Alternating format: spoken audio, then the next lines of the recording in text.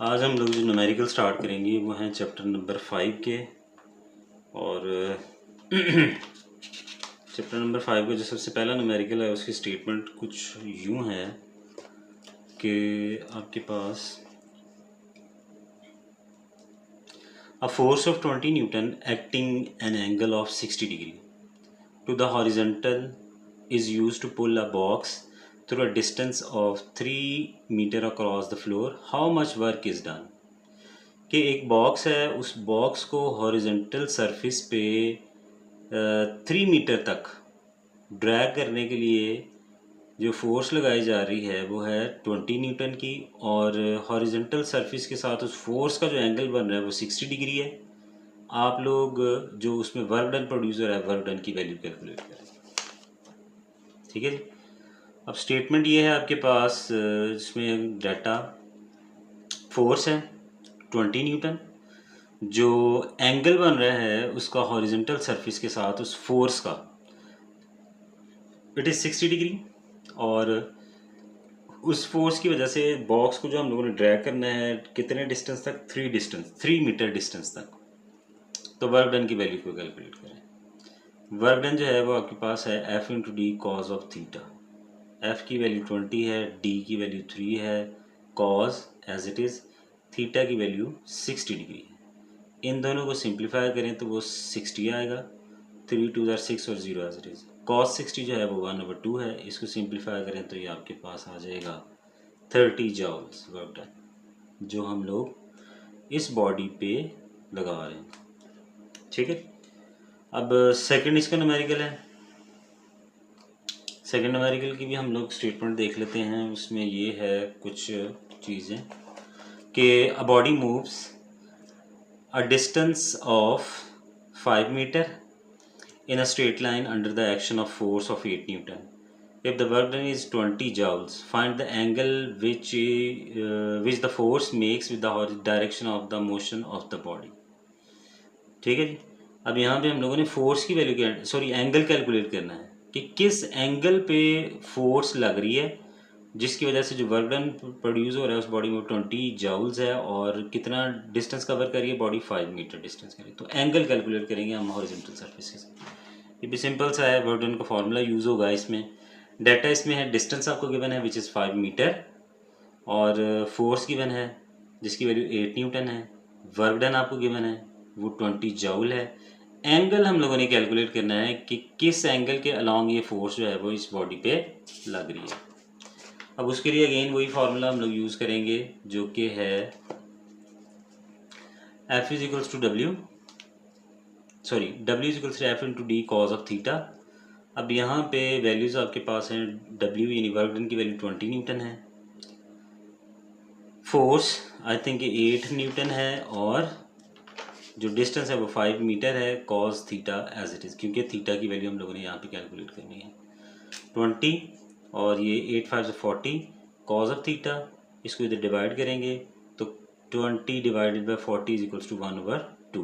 1/2 is equals to cos of theta. अब यहाँ से थीटा की वैल्यू अगर निकालनी तो कॉज उस तरफ जाके इन्वर्स हो जाएगा, कॉज ऑफ इन्वर्स इंटू 1/2।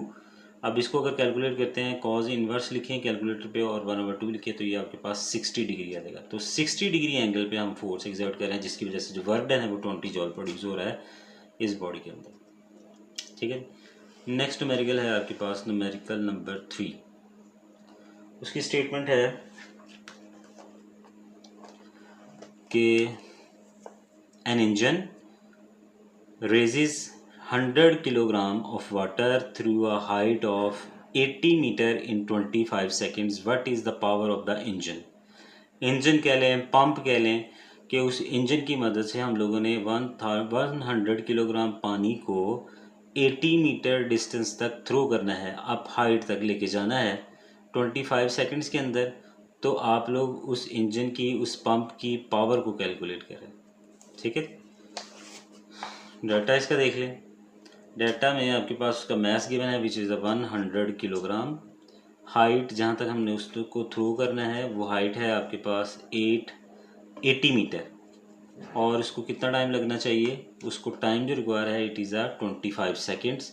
यहाँ जाहिर सी बात है जो वर्क डन हो रहा है वो under the action of gravity है, तो यहाँ ग्रेविटी भी इन्वॉल्व होगी। जी की वैल्यू आपके पास आएगी 10 मीटर पर सेकेंड स्क्वेयर। तो आप लोग उस इंजन की उस पंप की पावर को कैलकुलेट करें।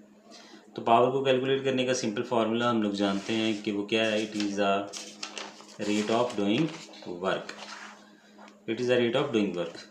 तो यहाँ पे पावर जो है it is a rate of doing work. अब यहाँ पे ये जो पावर है वर्क डन है वो इन the form of the potential energy, ठीक है, क्योंकि बॉडी जो है वो हाइट अटेन कर रही है और किसी भी बॉडी में हाइट की वजह से जो एनर्जी प्रोड्यूस होती है that is known as the potential energy. और हम लोग जानते हैं कि जो वर्क डन है it is a form of energy, और ये जो वर्क डन है वो किस फॉर्म में हो रहा है, in a form of potential energy.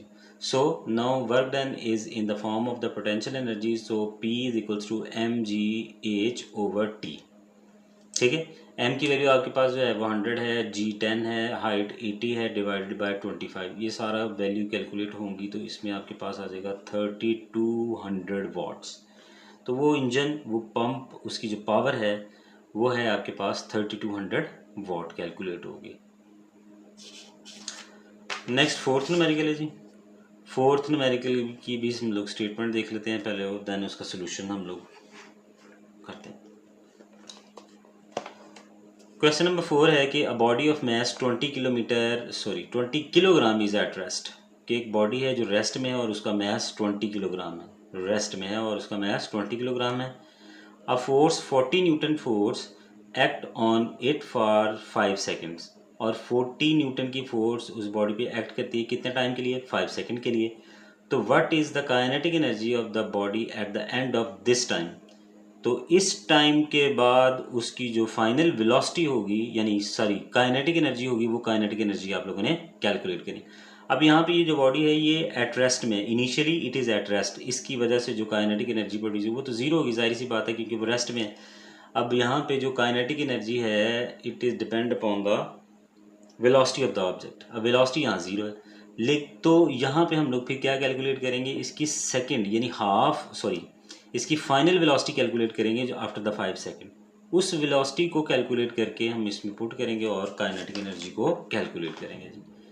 जैसे कि हम लोग यहाँ पे देखें अगर, तो डाटा में मैस गिवन है 20 किलोग्राम, फोर्स गिवन है वो है 40 न्यूटन, और टाइम है आपके पास 5 सेकंड। अब इसी इनिशियल वेलोसिटी भी हम कंसिडर करेंगे विच इज़ द, अब जाहिर सी बात स्टेटमेंट वो गिवन है कि इनिशियल वेलोसिटी जो है it is equals to 0 metre पर सेकंड, क्योंकि वो ज़ीरो है। अब इसमें काइनेटिक एनर्जी हम लोगों ने कैलकुलेट करनी है, और काइनेटिक एनर्जी कैलकुलेट होगी through the final velocity after the 5 second. Initially तो वो ज़ीरो में है, तो 5 सेकंड के बाद जो उसकी वेलोसिटी होगी उसके अकॉर्डिंग हम उसकी काइनेटिक एनर्जी कैलकुलेट करेंगे विच इज़ अ VF। सी ठीक है। अब VF को कैलकुलेट करने के लिए हमें यहाँ पे एक और चीज़ चाहिए, एक्सेलरेशन रिक्वायर है, क्योंकि VF is equals to VI plus AT। VI तो जीरो हो गया, टाइम भी गिवन है, लेकिन एक्सेलरेशन की वैल्यू गिवन नहीं। आपको एक्सेलरेशन को कैलकुलेट करना पड़ेगा, उसके लिए हम लोग second law of Newton use करेंगे।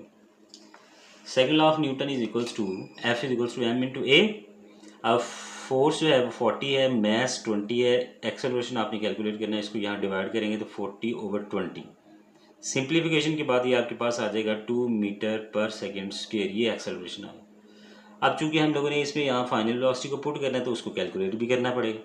तो फाइनल वेलोसिटी को कैलकुलेट करने के लिए अगेन वही formula VF is equals to VI plus AT, जो कि यहाँ पे भी हम लोगों ने यूज़ किया है, जाहिर सी बात है। VF is equals to VI plus AT। VF हमने कैलकुलेट करना है, VI ज़ीरो है, एक्सेलरेशन की वैल्यू अभी हमने कैलकुलेट की 2 है, टाइम 5 सेकेंड्स है। इन दोनों को मल्टीप्लाई किया तो ये आपके पास उसकी जो फाइनल वेलोसिटी बनेगी at the time of the 5 second it is 10 metre पर सेकेंड। ठीक हो गया जी। अब ये 10 मीटर वेलोसिटी है आपके पास, इसको हम पुट करेंगे इस फार्मूला में और इसकी काइनेटिक एनर्जी को जनरेट कर लेंगे। तो यहाँ इसकी काइनेटिक जो एनर्जी है उसके लिए 1/2 mvf²।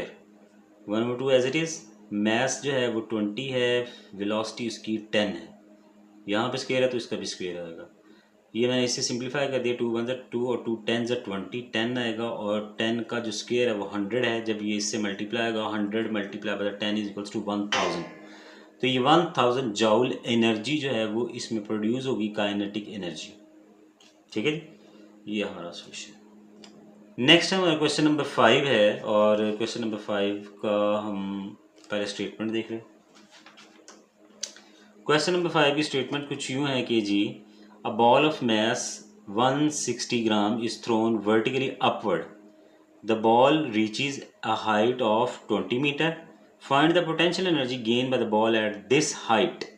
कि आपके पास एक बॉल है जिसका मैस 160 ग्राम है और आप उसको अपवर्ड थ्रो करते हैं, जिसकी वजह से वो कुछ हाइट अटेन करता है, ठीक है जी, और वो हाइट बनती है 20 मीटर। उस हाइट पे जो उस बॉल की पोटेंशियल एनर्जी है वो कैलकुलेट करें जी, ठीक है। कर लेते कैलकुलेट जी हम लोग। अब यहाँ इसको कैलकुलेट करने के लिए हम लोग क्या करेंगे कि इसमें डाटा लिख लेंगे। सबसे पहले मैस आपको गिवन है वो 160 ग्राम है। 160 ग्राम को किलोग्राम में कन्वर्ट करने के लिए 1000 से डिवाइड करेंगे और सिंपलीफिकेशन के बाद ये आपके पास आ जाएगा 0.1 किलोग्राम, सॉरी 0.16 किलोग्राम। अब चूंकि बॉडी हाइट अटेन कर रही है, under the action of gravity move कर रही है, डेट्स वाई यहाँ जी भी इन्वॉल्व होगा विच इज़ 10 मीटर पर सेकेंड स्क्वेयर। अब हाइट भी आपको गिवन है वो है 20 मीटर। अब इसमें आप लोगों ने पोटेंशियल एनर्जी जो बॉल की है वो कैलकुलेट करनी है। So potential energy is equals to M G H. M जो है वो आपके पास 0.16 है, जी 10 है और एच की वैल्यू आपके पास 20। ये सारे सिनेरियो, ये सारी वैल्यूज़ को कैलकुलेट करेंगे तो आपके पास ये आ जाएगा 32 जॉल्स, ठीक है। तो 32 जॉल्स जो है उस बॉल में पोटेंशियल एनर्जी प्रोड्यूस होगी। अच्छा, नेक्स्ट न्यूमेरिकल है जी हमारे को, न्यूमेरिकल नंबर 6 है। 6 न्यूमेरिकल, इसकी स्टेटमेंट सबसे पहले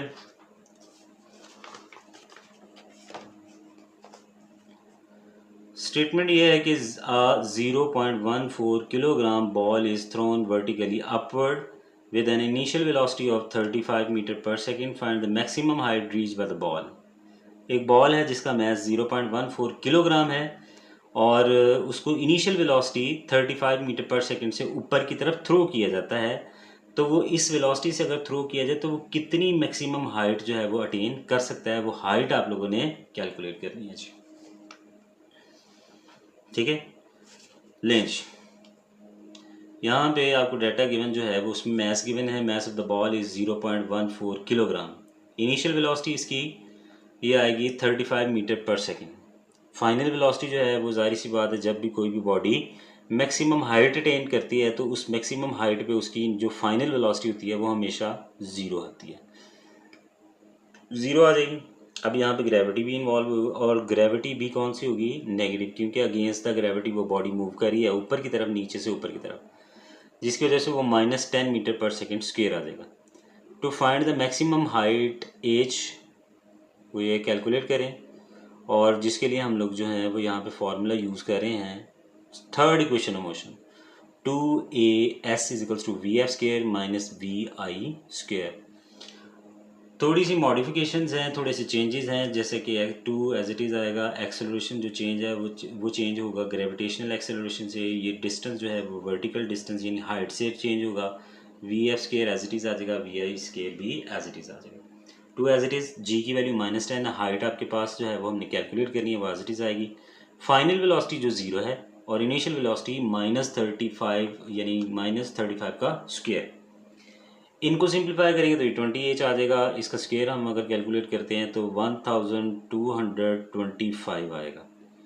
हाइट कैलकुलेट करनी है, हाइट कैलकुलेट करने के लिए हम लोग क्या करेंगे कि जो फैक्टर इससे मल्टीप्लाई हो रहा है इस तरफ आकर डिवाइड हो जाएगा, -125 डिवाइडेड बाय 20, माइनस माइनस से सिंप्लीफाई हो जाएगा और इसको कैलकुलेट करेंगे तो ये आपके पास 61.25 मीटर इसकी हाइट जो है वो कैलकुलेट हो जाएगी, ठीक है। लें जी, आज के लिए इतना ही रखते हैं हम लोग, सिर्फ इसकी 6 न्यूमेरिकल्स किए हैं आज हम लोगों ने, और बाकी जो है नेक्स्ट लेक्चर में इंशाल्लाह इसको देखेंगे। थैंक यू सो मच जी, अल्लाह हाफिज़।